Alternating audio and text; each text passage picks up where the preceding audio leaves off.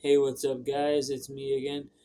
And today we're going to be talking about how Michigan is talking about making it where there's like a 32% tax on phones for anybody that's under the age of 18.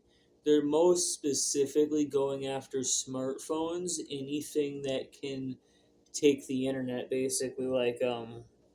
So they're not going after the old school phones that are only like call and text phones. They're not going after that kind of stuff. But they're going after smartphones.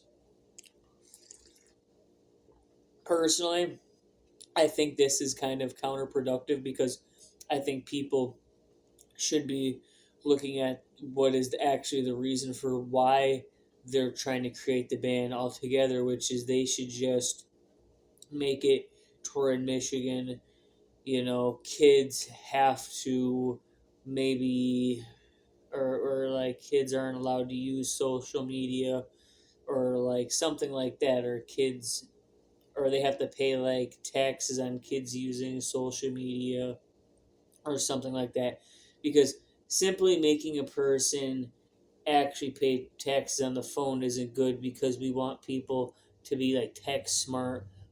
People work in businesses where they need to be able to use phones effectively to function in the workplace. So we don't want people to get like worse with technology. We want people to get better with technology. We want people to be more experienced with technology, maybe, but maybe people want people to be less obsessed with social media, especially kids. you know so maybe they could make it illegal for kids to access social media in certain situations. Maybe phones for kids in Michigan won't be allowed to use certain social media programs or something like that. Or they can make bans or more regulations or charge people for using those services, maybe. But I really think that like taxing the electronic itself is just too stupid. Because I remember when I was a younger person, I used to have a phone, but I actually needed it to get a hold of people and to communicate with it and use it like a phone. I needed a phone back then.